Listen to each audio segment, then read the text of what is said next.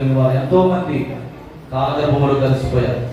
కానీ వారెవరికి లేని గొప్ప భాగ్యాన్ని ధన్యతను దేవుడు అల్పులను ఆ భాగ్యమును పనికిరాని మన జీవితాల్లో ప్రభు మనకు అనుగ్రహించాడండి. అందుని బట్టి దేవాది దేవునికి బిగ్గరగా చప్పట్లు కొడదాం, గట్టిగా చప్పట్లు కొడదాం. ఆయన మీ పక్కన వారికి ఒక మాట చెప్పండి, ఆయన నీతో ఉన్నాడు, ఆయన నీలో ఉన్నాడు. నువ్వు దేనికి భయపడకు, దేనికి కృంగిపోమాకు. ఈరోజు నీ జీవితంలో దేవుడు గొప్ప కార్యం చేయబోతున్నాడు. హల్లెలూయా. నీవు నాకుండగా ఏది కూడా మనల్ని ఏమీ చేయలేదు. యేసయ్య ఎవరిలో అయితే ఆయన నివాసం చేస్తారు, యేసయ్యను ఎవరైతే అట్టి పెట్టుకుంటారో, యేసయ్యతో ఎవరైతే నడుస్తారో ఏ ఉపద్రవము నిన్ను ఏమీ కూడా చేయలేదు. ఏదైతే నిన్ను దేన్నైతే నువ్వు చూసి భయపడుతున్నావో, బాధపడుతున్నావో, ఈ ఉదయకాల సమయంలో ఆ భయాలన్నిటి నుండి దేవుడు నిన్ను విడిపించబోతున్నాడు. హల్లెలూయా. ఈ ఉదయకాల సమయంలో కూడి వచ్చిన మీ అందరికీ ప్రభువును రక్షకుడు యేసుక్రీస్తు నామములో నా హృదయపూర్వక వందనాలు. అందరికీ ప్రైజ్ లార్డ్. దేవుడు మీకు ఇచ్చిన మొబైల్ ఫోన్స్ అన్నింటినీ కూడా సైలెంట్ లో పెట్టండి. అవసరమైతే స్విచ్ ఆఫ్ చేయడానికి ఇంకా బాగుంటుంది అనమాట. స్విచ్ ఆఫ్ చేస్తే ఇంకా బాగుంటుంది. మీకు ఇంపార్టెంట్ కాల్ అయితేనే మీరు బయటికి వెళ్ళండి, లేదంటే దేవుని మాటలు విత్తబడుతున్నప్పుడు శ్రేష్టకరమైన మాటలు ఇవి, వీటికంటే లోక సంబంధం ఏది కూడా నీకు ఇంపార్టెంట్గా ఉండకూడదు. కనుక ఇది దేవుని సమయం. ప్రతి ఒక్కరు దయచేసి సహకరించవలసిందిగా ప్రభు గారిని తెలియజేస్తా ఉన్నాం. మంచిది. ఈ దినము పరిశుద్ధాత్మ దేవునికి నిజమైన ఆలయము నీ దేహం అనే అంశంలో నుండి దేవుని మాటలు మనం ధ్యానం చేద్దాం. 1 కొరింథీ 6వ అధ్యాయము 19వ వచనం ఒకసారి చదువుదాం. ఎవరైనా ఒక్కరు స్పష్టంగా చదవండి. 1 కొరింథీ,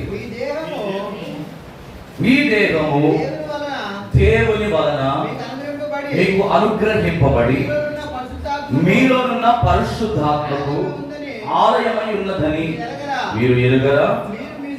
మీరు మీ సొత్తు కాదు.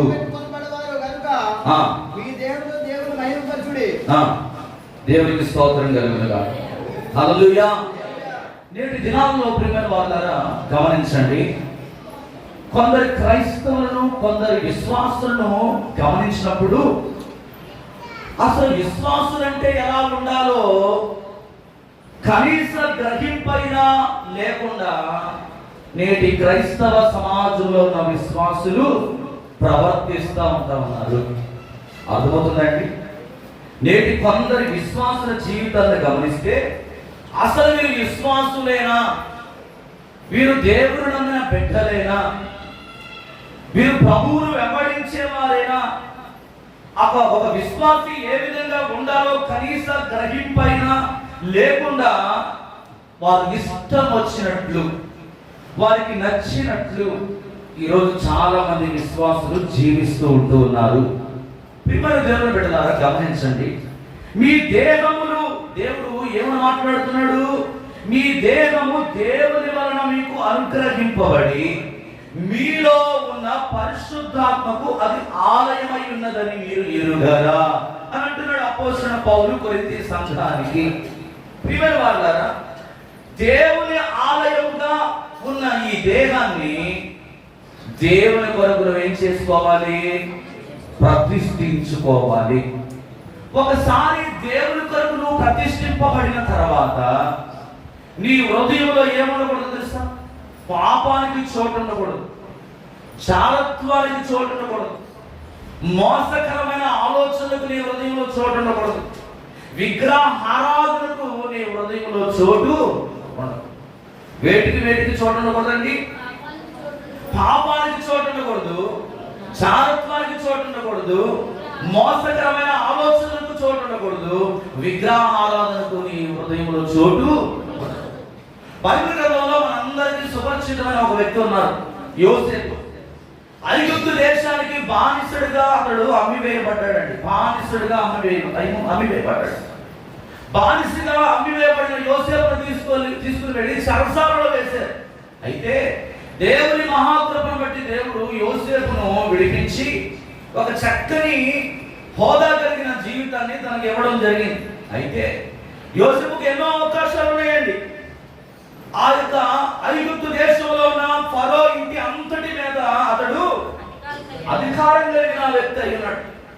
మనం ఏమైనా చేయొచ్చు. అతను అడిగేవారు ఎవరు కూడా లేరు. అయితే ఫరో యొక్క భార్య ఏం చేసింది? తనతో వ్యభిచారం చేయమని ప్రేరేపించబడ్డప్పుడు ఎన్నో అవకాశాలు ఉండి కూడా యోసేపు ఏం చేశాడండి? పారిపోయాడు. ఎప్పుడైతే యోసేపు పారిపోయాడో దాదాపుగా 80 సంవత్సరాలు ఆయన అధికారంలో ఉండడానికి దేవుడు అతన్ని వాడుకోగలిగాడండి. దేవునికి స్తోత్రం కలుగును. నన్ను ఎవరు చూడడం లేదు కదా, నేను ఏం చేసినా నన్ను ఎవరు కూడా అడగలేరు అనుకున్నారు కొంతమంది. అర్థమవుతుందండి? నేను ఎలా ప్రవర్తించినా, నేను ఏమి మాట్లాడినా నన్ను ఎవ్వరు కూడా నిలదీయలేరు, నన్ను ఎవరు అడగరు. ఇది నాది, నా ఇష్టం, నా జీవితం నా ఇష్టం, నా బ్రతుకు నా ఇష్టం అనే వాళ్ళు చాలా మంది ఈరోజు లోకంలో జీవిస్తారు. లోకాన్ని పక్కన పెడితే సంఘంలో జీవిస్తున్నారు కొంతమంది. ఏంటి? క్రైస్తవ సమాజంలో చాలా మంది ప్రియమైన వాళ్ళారా, దేవుడు నీకు ఇచ్చిన ఈ దేహము దేవుని ఆలయముగా మార్చుకోవాల్సింది పోయి ఏం చేస్తున్నారండి? ఎవరిష్టం వచ్చినట్లు వాళ్ళు జీవించడానికి ఇష్టపడతారు. కొరింథీ రాసిన మొదటి పత్రిక 6:16 అంటాడు, దేవుని ఆలయమునకు విగ్రహములకు ఏమి పొందిక? మనము జీవము కలిగిన దేవుని ఆలయమై ఉన్నాము. అందుకు దేవుని నాకు సెలవిచ్చుచున్నాడు, నేను వారిలో నివసించి సంచరించును, నేను వారి దేవుడినై ఉండును, వారు నా ప్రజలై. దేవునికి స్తోత్రం కలుగును. దేవుడు నివాసం చేయవలసిన నీ హృదయంలో ఎవరిని పెట్టుకుంటున్నావు? నువ్వు ఎవరిని పెట్టుకుంటున్నావు? విగ్రహాన్ని పెట్టుకున్నావు. ఏంటి విగ్రహం? ఏంటండి విగ్రహం?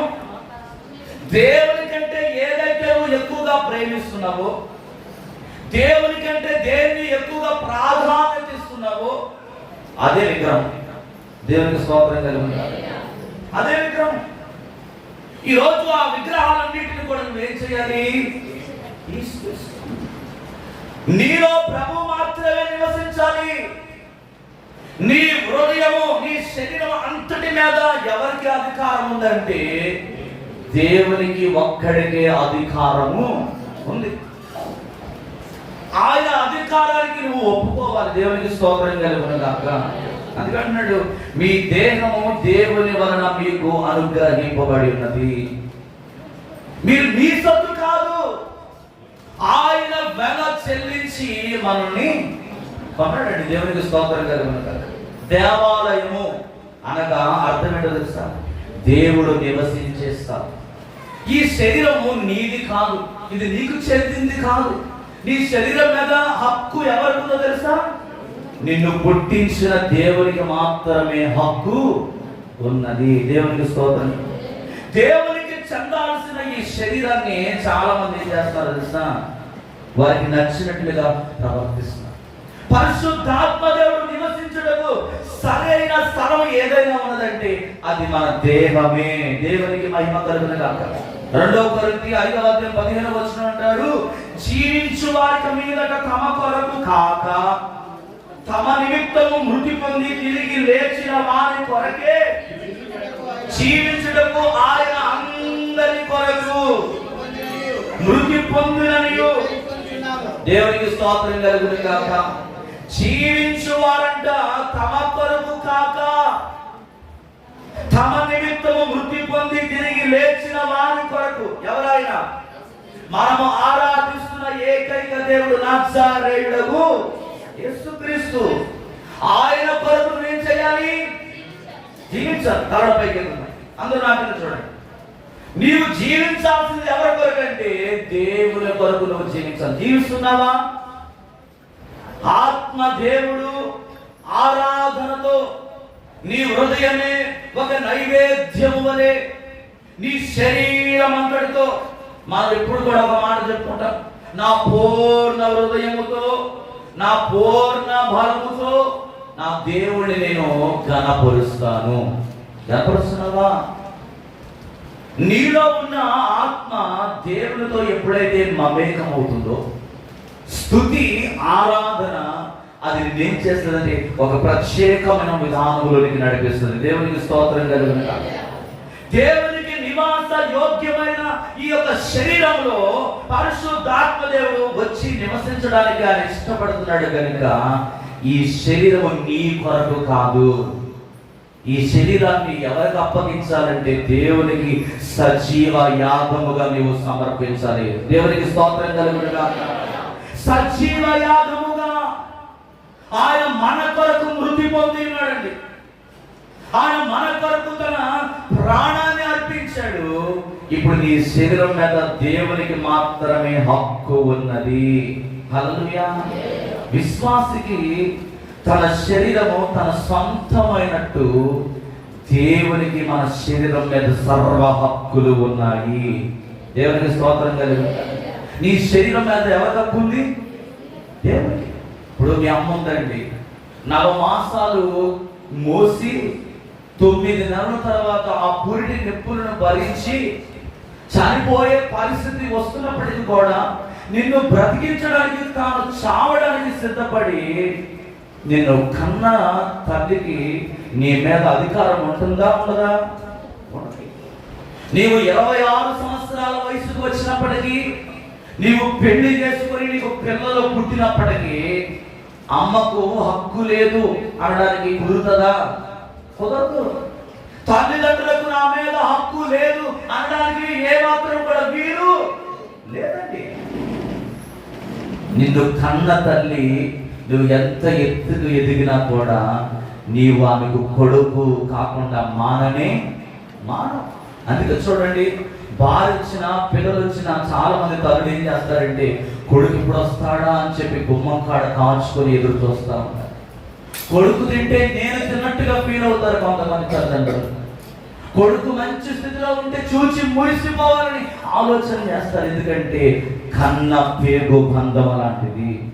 మరి పరలోకాన్ని విడిచిపెట్టి దేవదూతల చేత నిత్యము ఆరాధింపబడుతున్న దేవుడు, కెరూబులతో శరాపులతో 24 పెద్దలు 4 జీవులు కలిసి నిత్యము పరిశుద్ధుడు పరిశుద్ధుడిని ఆరాధింపబడుతున్న దేవుడు అదంతా కూడా విడిచిపెట్టి పాపాత్ముడైన నీ కొరకు నా కొరకు తను రిక్తునిగా తగ్గించుకొని ఈ లోకానికి వచ్చి తన రక్తమంతా నీ కొరకు దారపోసి ఆయన్ని రక్షించుకుంటే, ఈరోజు నీకు ఇష్టం వచ్చినట్లు నీ శరీరంతో నువ్వు వ్యభిచారం చేస్తూ, నీకు ఇష్టం వచ్చినట్టు నీ శరీరంతో విగ్రహారాధన చేస్తూ, లోక సంబంధమైన ఆచారాలను అనుసరిస్తూ, లోక సంబంధమైన పద్ధతులను అనుసరిస్తూ, దేవుని మందిరానికి రాకుండా, దేవునితో సహవాసం చేయకుండా, దేవుని సన్నిధిలో ఉండకుండా నువ్వు ఎక్కడెక్కడికో తిరుగుతున్నావు అనుకోండి, దేవుడు ఎంత బాధపడతాడండి. ఆయన హృదయం ఎంత గాయపరచబడుతుంది ఎప్పుడైనా ఆలోచన చేసావా? నీ కోసం తన జీవితాన్నే పణంగా పెడితే ఈరోజు ఈ శరీరంతో దేవుడిని ఘనపరచాల్సింది పోయి చాలా మంది ఏం చేస్తున్నారు తెలుసా? పాపం వైపు పరిగెడతా ఉన్నారు. 1 కొరింథీ 6:15-16 చదివితే 15-16 మీ దేహమును క్రీస్తునకు అవయవములై ఉన్నవని మీరు ఎరుగరా? వేశ్య యొక్క అవయవములుగా చేయుదునా? అది ఎంత మాత్రము తగదు. వేశ్యతో కలుసుకునేవాడు దానితో ఏకదేహమై ఉన్నాడని దేవునికి స్తోత్రం కలుగునుగాక. మన అవయవాలు ఎవరికి సాధనాలుగా వాడబడాలంటే దేవుని నీతికి సాధనాలుగా నీ అవయవాలు వాడబడాలి. దేవుడు చాలా స్పష్టంగా చెప్తున్నాడు, మీ దేహము దేవుని అవయవము అంటున్నాడు. దేవునికి స్తోత్రం కలుగునుగాక. క్రీస్తుకు మనము అవయవములమై ఉన్నాం. ఈ అవయవము, ఈ శరీరము వేశ్య యొక్క అవయవములతో ఒక కలయబడితే అది ఎంత మాత్రము దేవునికి ఇష్టమైనది కాదు. వేశ్యతో కలుసుకున్నవాడు దానితో ఏక హృదయమై ఏక దేహమై ఉన్నాడని మీరు ఎరుగరా అని పౌలు చాలా స్పష్టంగా రాస్తా ఉన్నాడు. వారమంతా కూడా నీ దేహంతో నువ్వు ఏం చేసేవో ఆలోచించు. మహోన్నతుడైన దేవుని ఆత్మ నీ హృదయములో ఆరాధనకు, స్తుతికి శరీరముగా ఆలయముగా ప్రత్యేకించబడది. నీలో నివసించే దేవుని ఆత్మకు నీవు ఆనందమును ఘనతను కలిగించే పనులే నువ్వు చేయాలి, కానీ దేవునికి ఆయాసకరమైన పనులు. వారమంతా తాగుతారు కొంతమంది, వారమంతా తింటారు ఇష్టం వచ్చినట్లుగా, వారమంతా వెళ్ళకూడని ప్రదేశాలు పెడతా ఉంటారు. ఆదివారం రాగానే ఏం చేస్తారు?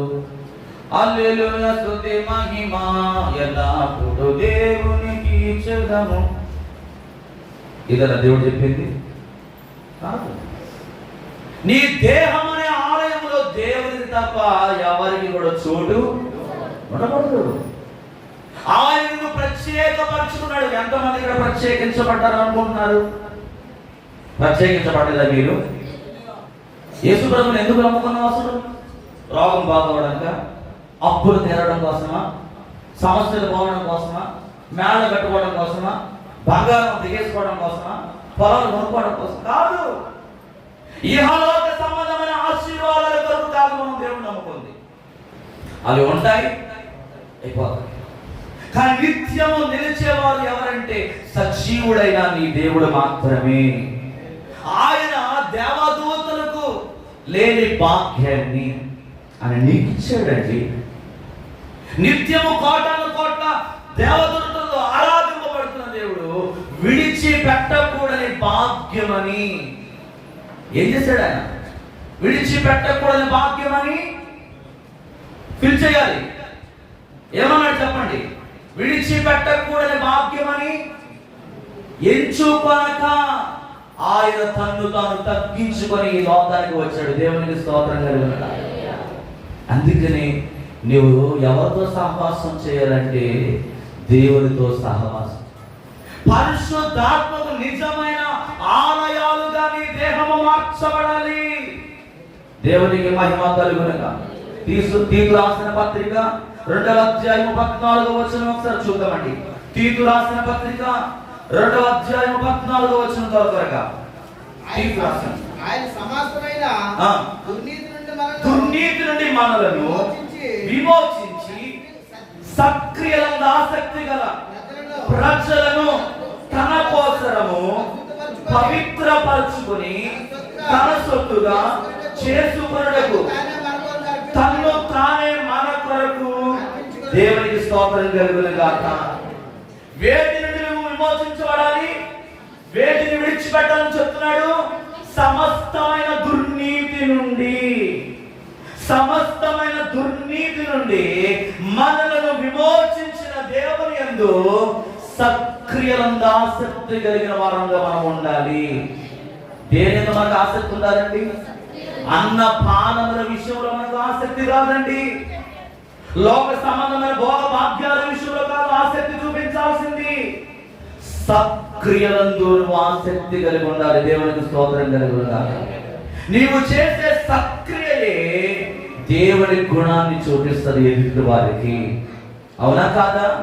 ఆయన ప్రేమ కలిగిన వాడు అనడానికి గుర్తు ఏంటంటే ఆ ప్రేమ నీవు చూపించినప్పుడే ఆయన ప్రేమమయుడని లోకం అర్థం చేసుకోగలదు.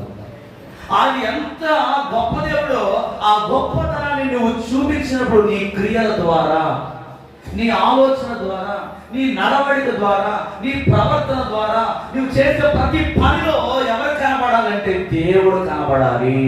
హల్లెలూయా. రోమపత్రిక 14:7-9 వచనాలు చదువుదాం. రోమపత్రిక 14వ అధ్యాయం 7-9 వచనాలు. రోమపత్రిక స్పష్టంగా చదవండి ఎవరైనా ఒకరు. అమ్మా, మనలో ఎవడును తన కోసమే బ్రతుకుడు, ఎవడును తన కోసమే చనిపోడు. మనం బ్రతికినను ప్రభు కొరకు బ్రతుకుచున్నాము, చనిపోయాను ప్రభు కోసమే చనిపోతున్నాము. కాబట్టి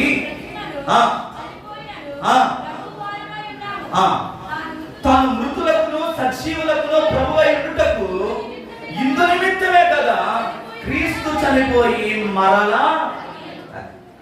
నీ బ్రతుకు ఎవరి కోసం బ్రతకాలి? నీ బ్రతుకు నీ కోసం కాదు నువ్వు బ్రతకడం, దేవుని కొరకు మనం బ్రతకాలి.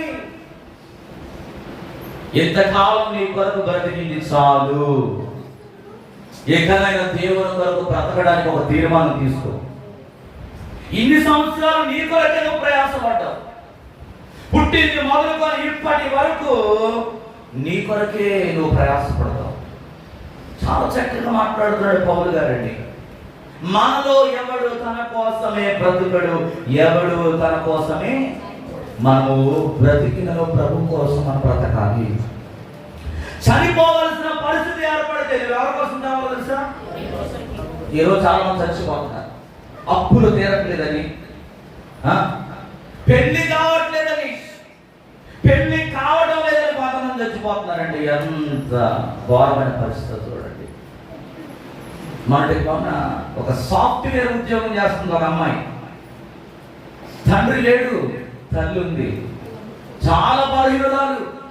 అయితే పెళ్లి కావటం లేదని మనోవ్యాధితో ఒక ఆమె చనిపోయింది.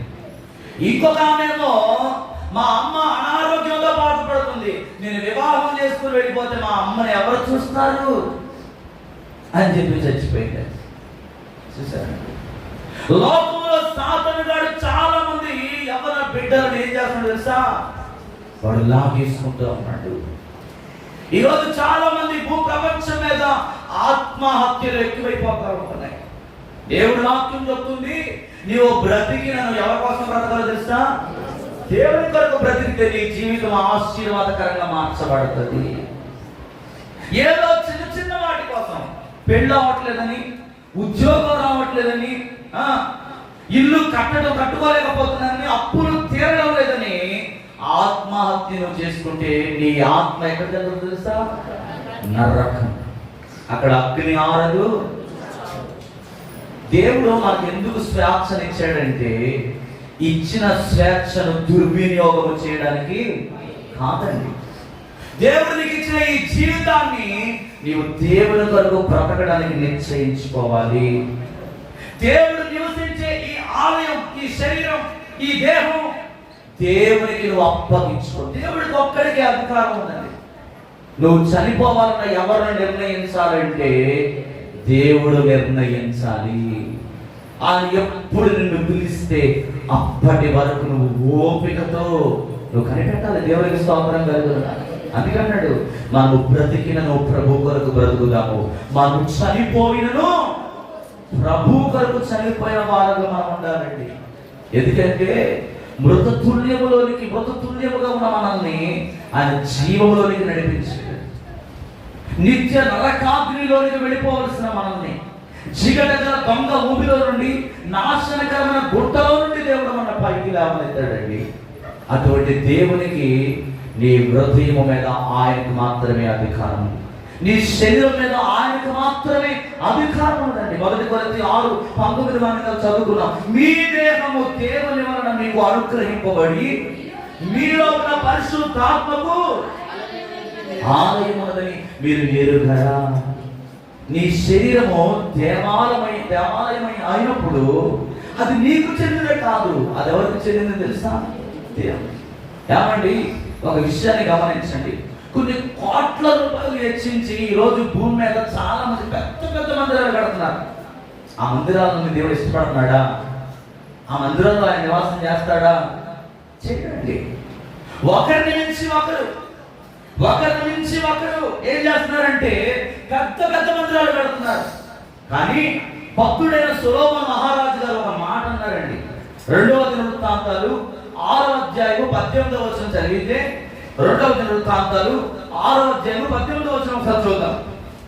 మనుషులతో కలిసి దేవుడు భూమి యందు నివాసము చేయునా, ఆకాశము మహాకాశములను పట్టజాలవే, నేను కట్టిన ఈ మందిరము నిన్ను పట్టునా అని అంటున్నాడండి. కొన్ని కోట్ల రూపాయలతో, దేవదారు మ్రాణులతో, బంగారంతో, వెలగల రత్నాలతో, కెంపులతో, అనేకమైన విలువైన వస్తువులతో సొలొమోను ఏం చేశాడు? మందిరం కట్టాడు. ఆయన కట్టిన మందిరం గురించి ఆయన చెబుతున్న మాట ఏంటంటే, ఇంత ఖరీదైన మందిరము సొలొమోను కట్టించిన అది దేవుని ఏం చేస్తుందంట? పట్టడం లేదు. అర్థమవుతుందా? దేవుడికి కావాల్సింది ఏంటో తెలుసా? హస్తకృత్యాలతో తయారు చేయబడిన ఈ బిల్డింగ్ కాదండి ఆయనకు అవసరం. నీ హృదయాన్ని కోరుకుంటున్నాడు ఆయన. ఈ బిల్డింగ్ ఆయన పట్ట చాలవు. ఆయన ఆకాశము, మహాకాశము, ఆ పైన ఆకాశము కంటే గొప్ప దేవుడు. ఆయన నీ చిన్ని హృదయములో ఆయన నివాసము చేరిన ఆశ. ఈ సత్యాన్ని గ్రహించాలండి. మందిరాలు దేనికోసం తెలుసా కట్టబడ్డాయి? ఎండ నుంచి, వాన నుండి, చలి నుండి నీవు ఒక చక్కని ప్రదేశం. ఎందుకంటే నీ ఇంటిలో అనేక రకాల గర్భిలు ఉంటాయి, అసమాధానం ఉంటుంది, సరైన ప్రార్థన చేసుకోవడానికి ఒక అనుకూలమైన వసతులు లేవు కనుక మందిరం అనేది దేవుడు మన కొరకు అనుగ్రహించాడు. ఇది కేవలం సమాజంలో కూడుకొని ప్రార్థన చేసుకోవడానికి ఆయన ఇక్కడ నివాసము చేయడానికి రాలేదు. నీలో ఆయన నివాసము చేయాలనుకున్నాడు. నీ హృదయంలో ఆయన నివాసము చేయాలని ఆశపడుతున్నాడు. అందుకే సొలొమోను మహారాజు ఆ సత్యాన్ని గ్రహించంటున్నాడు. మనుషులతో కలిసి దేవుడు భూమి యందు నివాసము చేయునా? ఆకాశము, మహాకాశము నిన్ను పట్టజాలవే. నేను కట్టిన ఈ మందిరము నిన్ను పట్టునా? ఒక గొప్ప జ్ఞానము కలిగిన సొలొమోను అంటున్న మాట అండి ఇది. ఎంత గొప్ప మాట అండి. నిన్ను పట్టవయ్యా, నేను కట్టిన ఈ మందిరము నిన్ను పట్టనే. ఇర్మియా భక్తుడు అంటాడు 23వ అధ్యాయం 24వ వచనంలో, ఇర్మియా గ్రంథము 23:24. ఇర్మియా యెహోవా సెలవిచ్చిన మాట ఏదనగా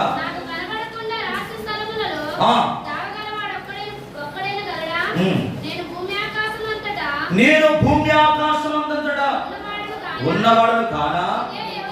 దేవునికి స్తోత్రం కలుగును గాక. ఏమంటాడండి? నాకు కనబడకుండా రహస్య స్థలములలో దాగగలవాడు ఎవడైనను నేను భూమి ఆకాశములంతటా ఉన్నవాడను. ఈరోజు చాలా మంది అనుకుంటారు దేవుడు నాకు కనబడటం లేదు. సరిగా వెతికితే ఆయన నీకు కనబడే దేవుడు. దేవునికి స్తోత్రం కలుగును గాక. ఆయన ఎంత చక్కగా మాట్లాడుతున్నాడండి. నాకు కనబడకుండా రహస్య స్థలములలో దాగగలవాడు ఎవడైనను నేను భూమి ఆకాశములంతటా ఉన్నవాడను. ఆయన ఎక్కడికి వెళ్ళినా అక్కడ నీతో ఉండే దేవుడు. ఎందుకని నువ్వు ఆయన కనుగొనలేకపోతున్నావంటే నీ హృదయము దేవునికి దగ్గరగా లేదేమో. నీ హృదయం అనే ఆలయంలో ప్రభు నివాసము చేయాల్సింది పోయి విగ్రహమును నువ్వు పెట్టుకున్నావు. విగ్రహ సంబంధమైన వాటిని నువ్వు ప్రేమిస్తున్నావు. లోకమును ప్రేమిస్తున్నావు, చారత్వమును ప్రేమిస్తున్నావు. లోక ఆలోచనలు నీ హృదయంలో చేరి ఉన్నాయి. అందుకే నేను దేవుడిని కనుగొనలేకపోతున్నావు. ప్రియమైన వారులారా, మన బాహ్య నేత్రాలతో దేవుడిని చూస్తే ఆయన మనకు కనబడడు కానీ మన ఆత్మీయ నేత్రాలు తెరవబడాలి. దేవుడికి స్తోత్రం కలుగును. నీ ఆత్మీయ నేత్రాలు ఎప్పుడైతే తెరవబడతాయో ఆ ఆత్మీయ నేత్రాలు తెరవబడాలంటే నీ దేహము దేవుని ఆలయముగా మార్చబడాలి. నీ అవయవాలన్నీ కూడా సజీవ యాగముగా ఆయనకు సమర్పించుకోవాలి. ఒకటి. రెండవ మాట ఏంటంటే నీ శరీరం అనే ఆలయంలో సరైన ఆరాధన జరగాలంటే నీవు దేవుని ఆత్మ చేత బలపరచబడాలి. ఎఫెసీ రాసిన పత్రిక 3వ అధ్యాయము 15వ వచనం చదువుదాం. ఎఫెసీ రాసిన పత్రిక 3వ అధ్యాయము 15వ వచనం. మీ అంతరంగ పురుషుని యందు శక్తి కలిగి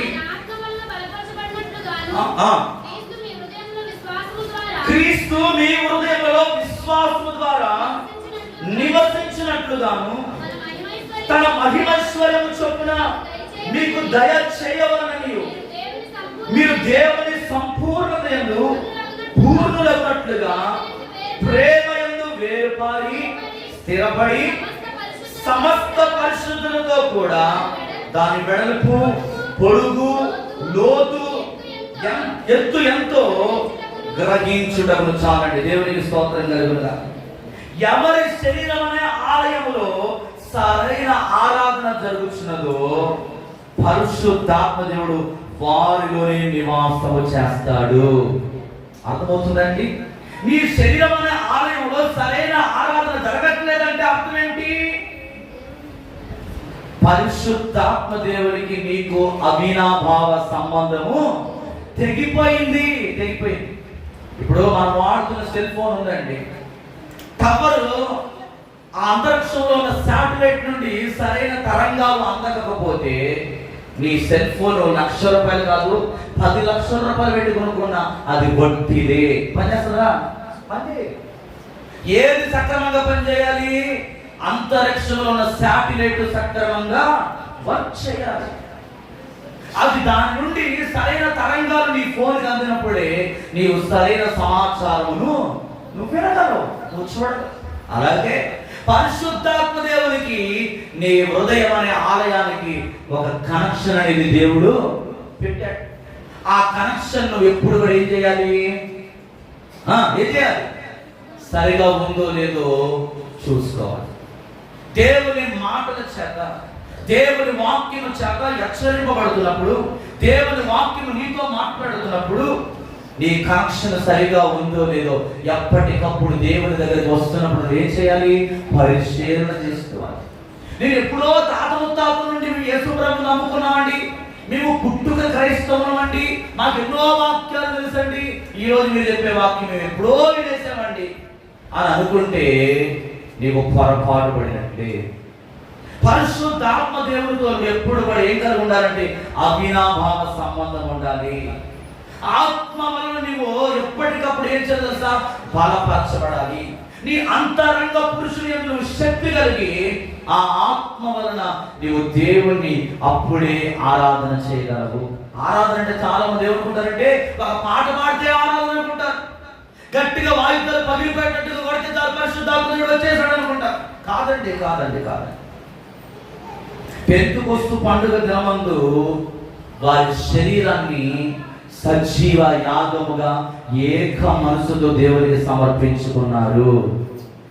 ఆ మేడ దగ్గర కీబోర్డ్ ఉన్నాయండి? కీబోర్డ్ ఉందా? లేదు. ఫ్యాట్లు ఉన్నాయా? లేదు. వాయిద్యాలు ఉన్నాయా? లేదు. వారు ఏక మనసుతో ఒకే ఆలోచనతో వారి చేతులు కలిసాయి, వారి హృదయాలు కూడా దేవునితో కనెక్ట్ అయ్యాయి. దేవునికి ఎప్పుడైతే మన హృదయం కనెక్ట్ అవుతుందో ఎవరు చెప్పాల్సిన అవసరం లేదు. ఇక్కడ పాస్టర్ గారు చించుకోవాల్సిన అవసరం లేదు. గొంతు పోయేటట్టుగా నీకు నీవే దేవుడు ఏం చేస్తావు? మహిమపరుస్తావు. ఆయన ఏమై ఉన్నాడో నువ్వు అర్థం చేసుకుంటే నీ శరీరము నిజమైన ఆరాధనకు నిలయముగా మారిపోతుంది. నిజమైన ఆరాధనగా నీ శరీరం, నీ హృదయం మారటం లేదంటే పరిశుద్ధాత్మ దేవునికి నీకు కనెక్షన్ తెగిపోయింది. పరిశుద్ధాత్మ దేవునికి నీకు ఏమైంది? కనెక్షన్ తెగిపోయింది. మనిషి ఇక్కడ ఉన్నావు కానీ ఆత్మ దేవునితో బంధము తెగిపోయింది. ఈరోజు ఆ ఆత్మ దేవునితో మరలా బంధమును బిల్డ్ చేసుకోవాలి. కొలస్సీ రాసిన పత్రిక 1వ అధ్యాయం 20వ వచనం అంటాడు, ఆయన శిలువ రక్తము చేత సంధి చేసి ఆయన ద్వారా సమస్తమును, అవి భూలోకమందు ఉన్నవైనను పరలోకమున్నైనను వాటన్నిటిని ఆయన ద్వారా తనతో సమాధానపరచుకోవాలని నీవు తండ్రి ఆశ ఏంటండి? శిలువ రక్తము చేత, యేసు రక్తము చేత ఆయన మనల్ని కొనుక్కున్నాడండి, సంధి చేసుకున్నాడు. ఆయన యేసు రక్తం ఏ కోడి రక్తం, మేక రక్తం, గొర్రె రక్తం కాదండి, నిష్కలంకమైన పరిశుద్ధుడైన రక్తం. ఆయన రక్తంలో ఏ లేదంటే పాపము లేదు. పరిశుద్ధుడైన రక్తం. ఆయన ఒక్కడే సజీవ యాగముగా ఆకాశానికి భూమికి ఆయన ఒక్కసారి మాత్రమే నీ కొరకు కలవరి శిలువలో తను అప్పగించుకున్నాడు. దేవునికి స్తోత్రం కలుగును గాక. ఆ రక్తమే ప్రతి పాపం నుండి మన పవిత్రులుగా చేసుకుంది. సురా 33.5 కోట్ల కోట్ల కోట్ల దేవతలు అనబడేవారు ఎవరు నీ కొరకు రక్తాన్ని చిందించలేదు. ఎవరు కూడా ఈ భూమి మీద నీ కొరకు ప్రాణం పెట్టలేదండి. చరిత్ర ఏం చెప్తుందో తెలుసా? ఆయన పరిశుద్ధుడు. ఆ పరిశుద్ధుడైన దేవుడు తన రక్తము ద్వారా నిన్ను సంధి చేసుకున్నాడు. భూలోకమందైనను పరలోకమందైనను వాటన్నిటినీ ఆయన ద్వారా తనతో సమాధానపరచబడాలని తండ్రి యొక్క ఆశయమదండి. అందుకే తన ఒక్క గనక కుమారుని మన కొరకు ఈ భూమి మీదకు పంపించాడు. దేవుని స్తోత్రం. నువ్వు ఇస్తావా నీ కుమారుని? దేవునికి నీ కుమారుని నువ్వు ఇస్తావా? దేవుని పరిచర్య కొరకు, దేవునికి సేవ కొరకు, ఆయన కొరకు హతసాక్షిగా మార్చబడడానికి ఏ తల్లి ఏ తండ్రి కూడా తన కుమారుని ఇవ్వడానికి ఇష్టపడరు. కానీ నా తండ్రి ఇష్టపడ్డాడండి. దేవునికి స్తోత్రం కలుగు. నా తండ్రి ఇష్టపడ్డాడు. నీ దేహం అనే ఆలయములో ఆయన నివాసం చేయాలి. నీ దేహము దేవునికి ఆలయముగా మార్చబడడం కొరకు ప్రకటన గ్రంథము 3వ అధ్యాయము 12వ వచనం చదివితే, ప్రకటన గ్రంథము 3వ అధ్యాయము 12వ వచనం చదివి మనం ముందుకు ఒక 5 నిమిషాలు నేను ప్రార్థన వెళ్దాం. జయించువాని నా దేవుని ఆలయములో ఒక స్తంభముగా చేసేదను. అందులో నుండి మరియు నా దేవుని పేరును పరలోకములో నా దేవుని యొద్ద నుండి దిగి వచ్చుచున్న నూతనమైన యెరూషలేమును, నా దేవుని కొత్త పేరును.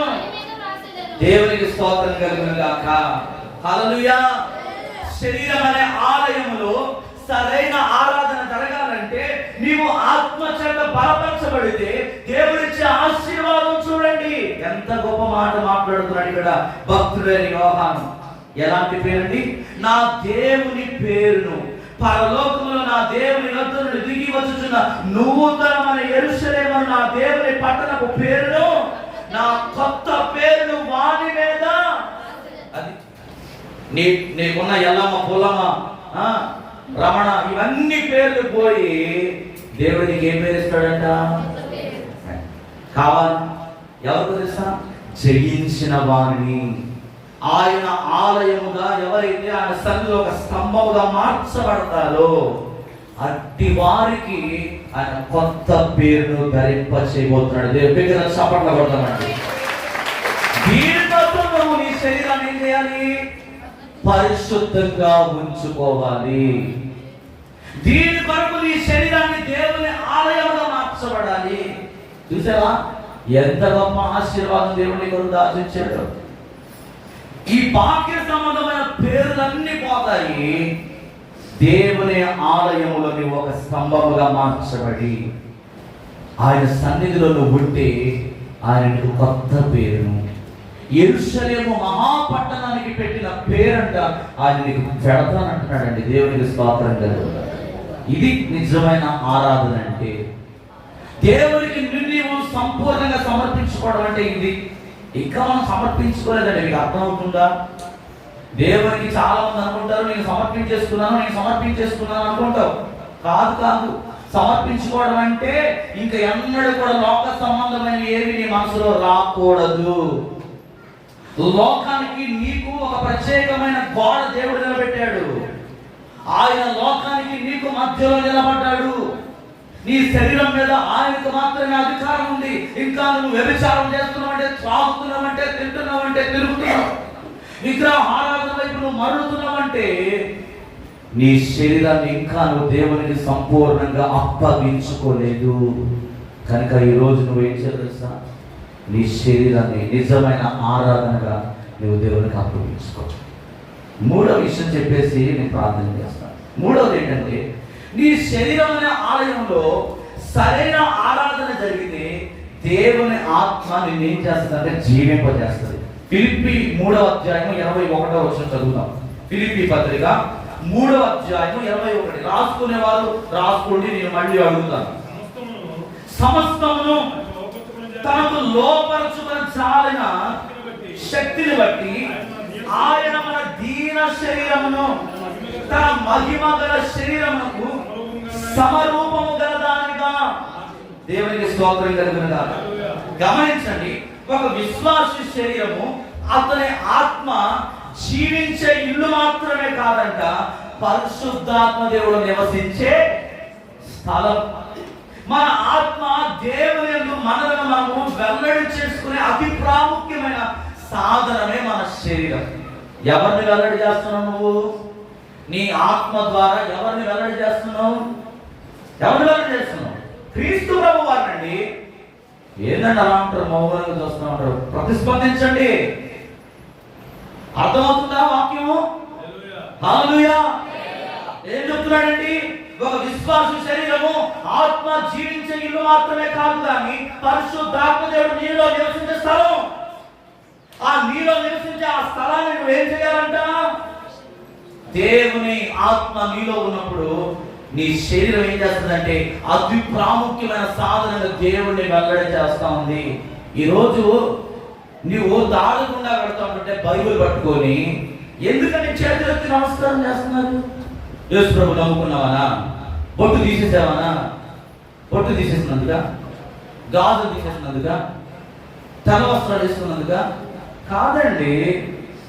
నీ ఆత్మ దేవుని యొక్క సమరూపాన్ని తెలియజేస్తుంది. వాక్యం ఏం చెప్తుంది? పౌలు ఏమంటాడు ఫిలిప్పీ సంఘానికి?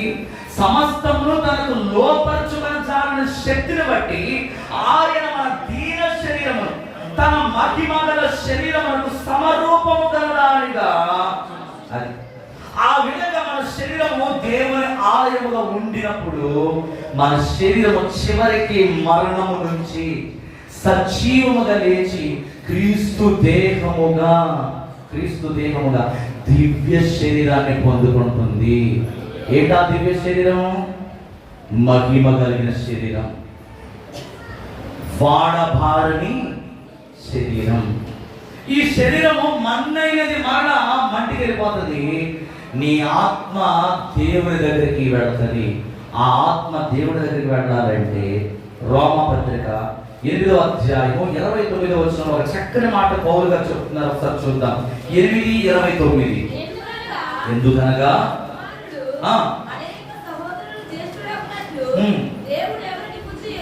దేవుడు ఎవరిని ముందు ఎరుగునో వారు తన కుమారునితో స్వారూప్యము గలవారగుటకు వారిని ముందుగా నిర్ణయించిన దేవునికి స్తోత్రం కలుగును గాక. దేవుడు మనలో నివసించడానికి మన దీన శరీరమును ఆయన మహిమగల శరీరముగా సమరూపములో మార్చుకోవడానికి ఇష్టపడ్డాడండి. అర్థమవుతుందా? దీన శరీరం ఇది మంది. ఉఫ్ఫనుతే ఏమైంది? ఎగిరిపోయేది మంది. పట్టుమని ఎంత అన్నం తిన్నాం అనుకోండి, సాయంత్రం కల్లా ఏమైతుంది? గ్యాస్ ట్రబుల్ వచ్చేస్తుంది. పోయిన వారం అంతా మన విశ్వాసులు మా మీద ప్రేమ బట్టి ప్రతి ఇంట్లో చికెన్ పెట్టారు. ఆ తర్వాత కొన్ని కార్యక్రమాలు కూడా బయటకు వెళ్ళాల్సి వచ్చింది. అక్కడ బిర్యానీ, చికెన్. కడుపు అంతా ఏమైపోయింది తెలుసా? పాడిపోయింది. కడుపులో మంట. ఈ మంట తగ్గడానికి మరి కొబ్బరి మంటలు మధ్య తాగాల్సిన పరిస్థితి ఏర్పడుతుంది. చూసారు? అంటే ఇష్టమైన ఆహారం పట్టుకుని ఒక ముద్ద ఎక్కువ తిన్నాం అనుకో, సాయంత్రం కల్లా ఆ నల్లుడి దగ్గరికి వెళ్ళాల్సి వస్తుంది. వెళ్తారు. ఆ మచ్చలు డాక్టర్ దగ్గరికి పోయి ఏం చేస్తారు? 2 ఇంజక్షన్లు చేయించారు. దేనికోసం? కడుపులో ఉన్న గ్యాస్. చూడండి, నీ శరీరం ఏదైనా ఒక ఆహారం తీసుకుంటే దాన్ని అరిగించుకోలేకపోతుంది. అటువంటి దీన శరీరంలో ఆయన నివసించాలని ఇష్టపడుతున్నాడండి. ఎంత గొప్ప దేవుడు అండి మన దేవుడు. ఆయనకి లేరా? ఎవరు ఆయనకి లేరా? ఎంతో మంది ఉన్నారు ఆయనకి.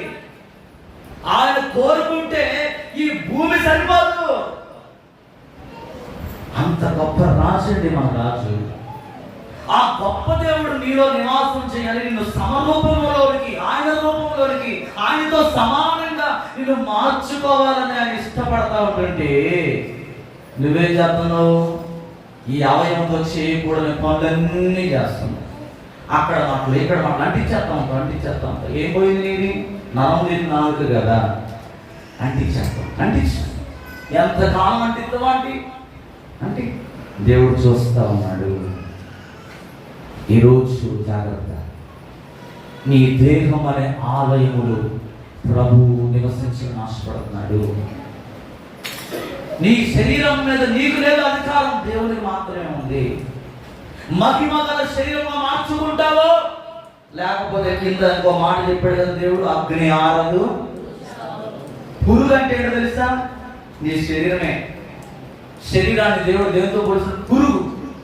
అక్కడ ఎవ్వరు కూడా నిన్ను విడిపించలేదు, అక్కడ ఎవ్వరు కూడా కాపాడలేదు. ఆ ధనవంతుడైన వ్యక్తి ఆ అగ్నిగుణాలు పడితే, అయ్యా ఈ మంటలు నేను తట్టుకోలేకపోతున్నానయ్యా, ఇదిగో నీ రమ్మున అనుకున్నాను, ఆదరణ యొక్క బొటం వేలు నీలో ముంచి నా మీద నా 4 వేల చల్లారితే ఒక చిన్న బొట్టు పడితే ఈ మంట నుంచి నేను తప్పించబడతానేమో ప్రభా అంటే, ప్రభా అన్నాడు, ఇక్కడ నుంచి ఎవరు కూడా నేను విడిపించలేదయ్యా. ఇదిగో నువ్వు బ్రతుకున్నప్పుడు ఎన్నోసార్లు నీ భక్తులు నీ గురించి నీవు దేవుని మాటలు నా మాటలు చెబితే నువ్వు లెక్క చేయలే. నీ ధనమును చూసి, నీ అధికారాన్ని చూసి, నీ అందాన్ని చూసి నువ్వు విరమించావు.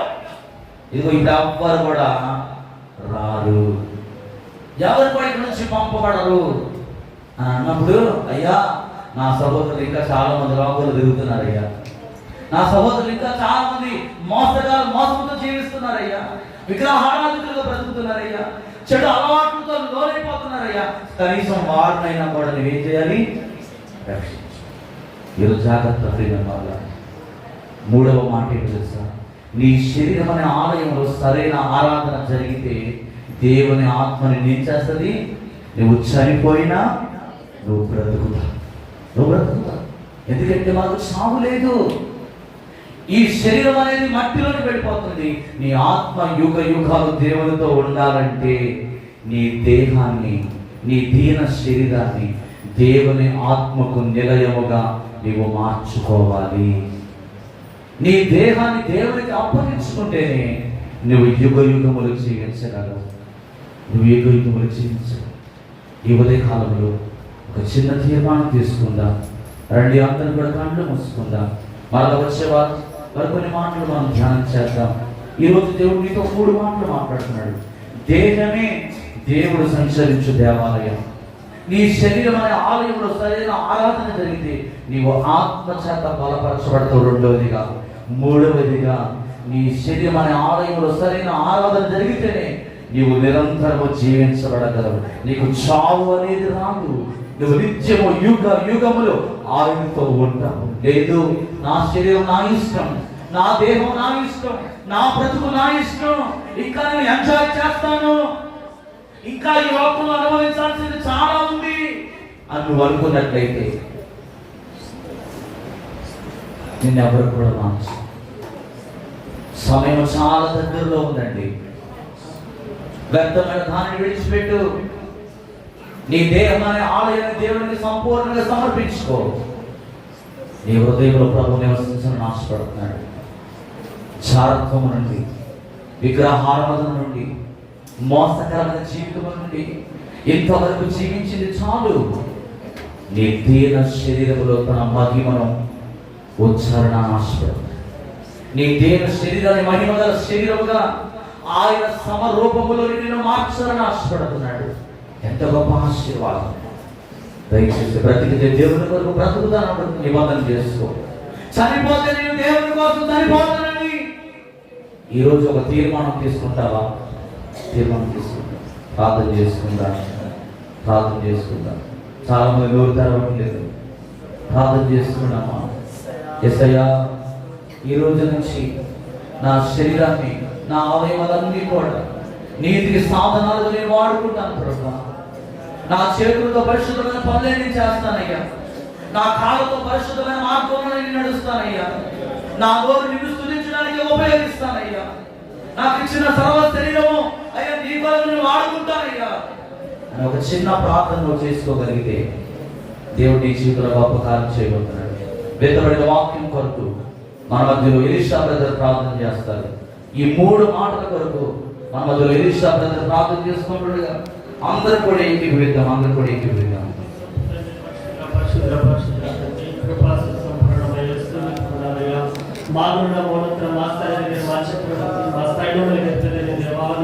గడిచిన కాలం అంతా అయ్యా నీ కృపలో మమ్మల్ని, మా సంఘాన్ని, మా కుటుంబాన్ని జారగడ్డ, మా పాదములు కన్నీళ్ళు గడ్డ, మా నేత్రములు ఎంతగానో కాసి కాపాడే వరకు పునరుద్ధానం ఆశీర్వదించిన జరుగుతుంది.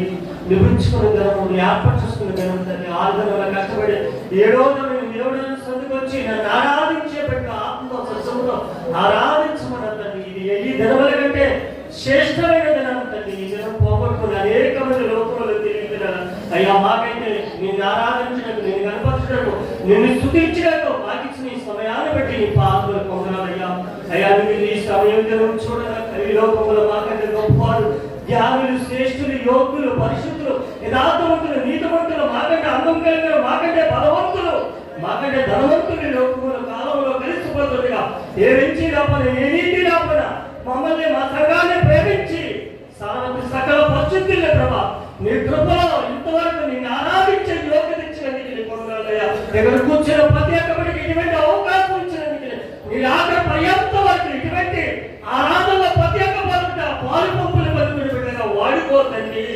పాటదారుగా మయం పొందవు శృతి ఆరాధనలో ఉండి నీ ఆత్మని ఎంతగా బాపై కుమరించి నానబెట్టు అయ్యా. ఈ లోకంలో అనుదానాలు కాదు కానీ మేరమిత్తిని కాదు కానీ ఏది పరలోక రాజ్యం చేర్చలేని కానీ నీ ఆత్మ మాత్రం పరలోక రాజ్యం చేర్చిందని అయ్యా. ఎన్నో స్థితులు నీ సేవకులుగా హెచ్చరించలేదండి.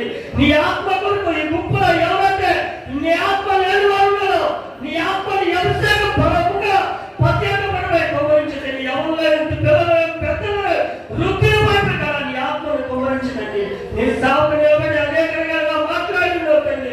నీ బలమైన మాటలో ప్రభా ఆ బలమైన మాటలు ఈ దేవుని ఆలయంలో పాపం కానీ ప్రభా ఆయుష్కాల మార్గం కానీ పుల్లు కానీ దేశం కానీ ఉండే కాదు.